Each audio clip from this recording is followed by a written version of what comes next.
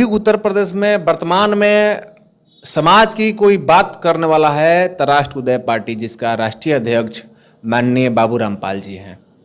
बाबूराम पाल जी की राजनीति को खत्म करने के लिए उनका जैसे राजनीति में अभी कदम रख रहे हैं। लोकसभा के चुनाव में बहुत जगह से उनका जो है प्रत्याशी फील्ड में उतर रहा है।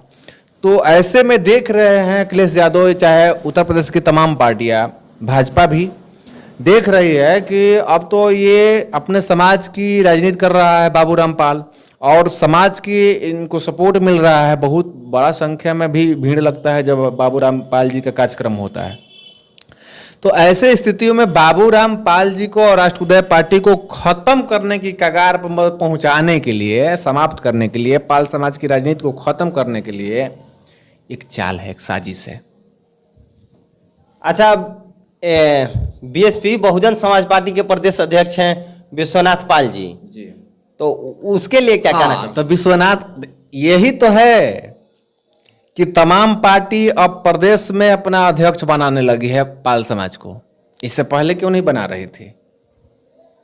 इससे पहले क्यों नहीं बना रही थी? बाबूराम पाल जी का ये देन है कि पार्टी अब प्रदेश अध्यक्ष बनाने लगी है।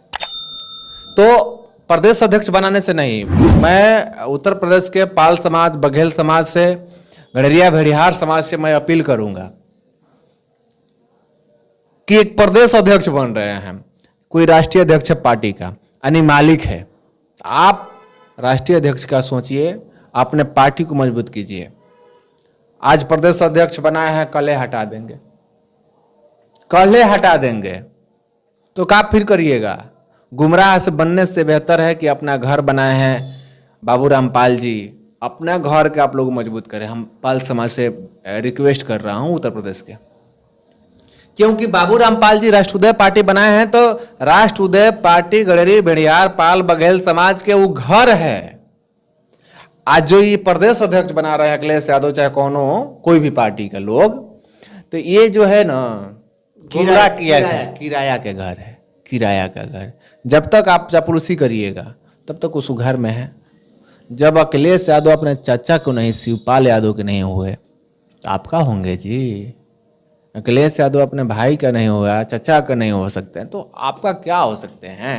तो पाल समाज को गुमराह बनाने के लिए, वोट लेने के लिए ऐसा प्रदेश अध्यक्ष बनाया गया है। हाँ, बिल्कुल यही 100% सही है, क्योंकि बहुत बड़ा आबादी है उत्तर प्रदेश में पाल बघेल समाज की।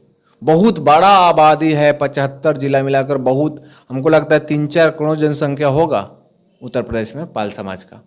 एक बहुत बड़ा आबादी है, जिधर चाहेगी पासा को पड़ सकती है। कुछ ऐसा क्षेत्र है लोकसभा का और विधानसभा का कि अगर पाल समाज जिसको चाहे वही जीतेगा। अभी देखे होंगे एक सभा में योगी आदित्यनाथ क्या कह रहे थे, वोट देने जाने से पहले, ये पाल कौन मराए थे प्रयागराज में? उमेश पाल। हाँ, वोट देने जाने से पहले एक बार उमेश पाल को याद करिएगा। तो कुछ ऐसा क्षेत्र है उत्तर प्रदेश में कि पाल समाज चाहेगा तो जीतेगा, कोई नहीं चाहेगा तो नहीं जीतेगा। अगर वही योगी जी का क्या कहना था कि मतलब उमेश पाल को इंसाफ हम दिलाए हैं, तो वोट देने से पहले एक बार सोचिएगा। मतलब सीधा तौर पे वो कह रहे हैं अपने भाषण में कि हम बोले थे कि माफिया चाहे कोई हो मिट्टी में मिला देंगे। ठीक है बाबा योगी आदित्यनाथ, खैर मिट्टी में माफिया मिला, ये सरकार का बहुत बड़ा योगदान रहा। मैं सरकार को धन्यवाद हम लोग देंगे, क्योंकि एक आतंक था जो खत्म हुआ। आतंक को खत्म करने के लिए हमारे समाज का 2 बेटा को शहीद होना पड़ा, राजू पाल जी और उमेश पाल जी। हाँ, बलिदान देना पड़ा। राजू पाल से चालू हुआ और उमेश पाल तक खत्म हुआ, लेकिन ये अतीक अहमद का साम्राज्य मिटा दिए। हाँ, इसमें सरकार को मैं धन्यवाद करूंगा, सरकार को शुक्रिया करूंगा कि चलिए हमारे ही लोग के वजह से आतंक खत्म हो गया उत्तर प्रदेश के। तो मैं अपने भाई को 2 जवान शहीद हो गए। हाँ, मेरा 2 परिवार शहीद हो गए, फिर भी मैं ठीक है, कोई दिक्कत नहीं है। लेकिन मैं ये अपने समाज से रिक्वेस्ट करूंगा कि जो हम लोग दूसरे को वोट देकर ताकतवर बनाते हैं, साम्राज्य को खड़ा करते हैं, जितना हमको पावर है, हमारे लोगों में पावर है कि जिधर वोट देंगे उधरे जो है कि उसका सांसद विधायक जीतेगा, तो हम लोग अपने पार्टी को क्यों नहीं जिताएंगे?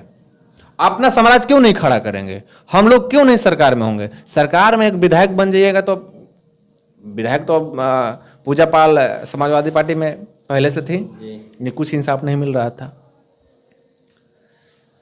तो बाबूराम पाल जी को अभी हाथ को मजबूत करना है। अगर बाबूराम पाल जी के इस लोकसभा में सिर्फ और सिर्फ 1-2 सीटें निकल जाएगी ना, तो देखिएगा पाल समाज का क्या स्थिति होगा उत्तर प्रदेश में। अगर विधानसभा में, उत्तर प्रदेश की जब विधानसभा की चुनाव होगी, सिर्फ और सिर्फ 10 से 15 को सीट निकल जाए तो तहलका मच जाएगी, तहलका मच जाएगी, पाल समाज को पार्टियां खोजने लगेगी। तो ये अपने लोगों को समझने की चीजें हैं। समझिए, आप उस पार्टी में प्रदेश अध्यक्ष हैं, ठीक है, आप बने रहें, लेकिन जो आम पब्लिक है, आम समाज के लोग हैं, जो वोटर हैं, मैं उन लोगों से यही कहूंगा कि आपका अपना घर राष्ट्र उदय पार्टी है उत्तर प्रदेश के लिए। उत्तर प्रदेश की पाल बघेल समाज की अपना घर, राजनीतिक घर, राष्ट्र उदय पार्टी, बाबूराम पाल जी। जी, आप लोगों ने बड़े भैया का बात सुने, आप लोगों को विचार कैसा लगा कि राष्ट्रीय उदय पार्टी हमारा घर है और समाजवादी पार्टी, भाजपा, अनेक सारी पार्टियां, वो सब किराए का घर है। किराए के घर में आपको 2-4 दिन के लिए इलेक्शन भर रखा जा रहा है, आइए पैसा लीजिए, खाइए पीजिए, पार्टी में पद पर रहिए, लेकिन आपको मान सम्मान नहीं दिया जाएगा। मान सम्मान वही मिलेगा जो आपका घर है। तो पार्टी के आप कभी मालिक नहीं बन सकते हैं, कार्यकर्ता मालिक नहीं बन सकते पार्टी में। राष्ट्रीय उदय पार्टी आपका घर है, आप खुद भी मालिक हैं। जो बाबूराम पाल जी राष्ट्रीय अध्यक्ष हैं पार्टी का, आप का भाई है। हाँ, आप ही का। अगर रिश्ता नाता कहीं जोड़िएगा तो कहीं ना कहीं भाई भतीजा कुछ ना कुछ तो आपका लग ही जाएंगे।